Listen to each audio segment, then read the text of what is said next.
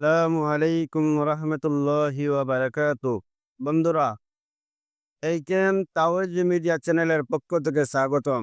বন্ধুরা, আপনারা কেমন আছেন? আশা করি আল্লাহর রহমতে আপনারা সবাই ভালো এবং সুস্থ আছেন। আলহামদুলিল্লাহ, আমিও আপনাদের দোয়ায় ভালো এবং সুস্থ আছি।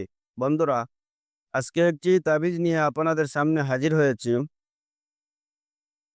বন্ধুরা, স্ক্রিনের যে তাবিজটি দেখতে পারতেছেন, এই নকশাটি হচ্ছে ভালোবেসে বা মোহব্বতে করে কাছে পাওয়ার নকশা। এই নকশাটি একদম পরীক্ষিত 100% রেজাল্ট পাবেন। এই নকশাটি কিভাবে প্রয়োগ করবেন আমি বলে দেব। আপনারা ধৈর্য সহকারে ভিডিওটি লাস্ট পর্যন্ত দেখতে থাকেন। ঠিক আছে? ভিডিওটি স্কিপ করবেন না। স্কিপ করলে কোনো কিছু বুঝতেই পারবেন না। ঠিক আছে? এই তাবিজটি প্রয়োগ করে দেখতে পারেন, 100% রেজাল্ট পাবেন। এটা আমার পরীক্ষিত নকশা। এটা খুবই পাওয়ারফুল নকশা। ঠিক আছে? এই দেখেন নকশাটি। নকশাটি ভালো করে দেখে নেন। এই নকশা দিয়ে কাজ করলে কাজ হয়ে যাবে। আপনার ভালোবাসার মানুষকে পাগলের মতো দৌড়ে এসে আপনাকে জড়িয়ে ধরতে বাধ্য হবে। ঠিক আছে? আর আমার দেওয়া নিয়ম অনুযায়ী আপনারা একবার এই নকশাটি প্রয়োগ করে দেখুন। ফলাফলটা নিজের চোখে দেখতে পাবেন। ঠিক আছে?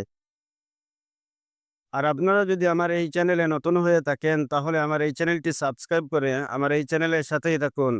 কারণ আমার এই চ্যানেলে ভালো, ভালো ভিডিও আপলোড করে থাকি। আপনাদের কোনো না কোনো কাজেই অবশ্যই আসবে। ঠিক আছে? এই দেখেন নকশাটি।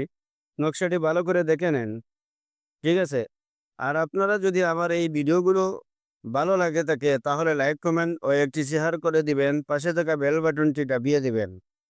কারণ আমি ভিডিও আপলোড করার সাথে সাথেই আপনারা নোটিফিকেশন পেয়ে যাবেন। ঠিক আছে? এই দেখেন নকশাটি ভালো করে দেখে নেন। নকশাটি ভালো করে দেখে নেন। ঠিক আছে?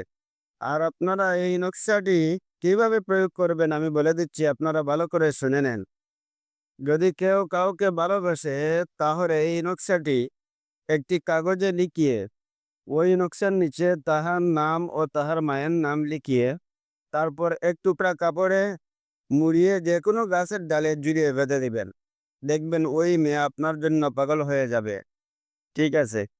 আর আপনারা যদি এই কাজ করতে না পারেন, তাহলে আমার সাথে যোগাযোগ করতে পারেন। ঠিক আছে? আমি ভিডিওটি আর বেশি লম্বা করব না। আপনারা সবাই ভালো থাকেন, সুস্থ থাকেন। খুদা হাফিজ।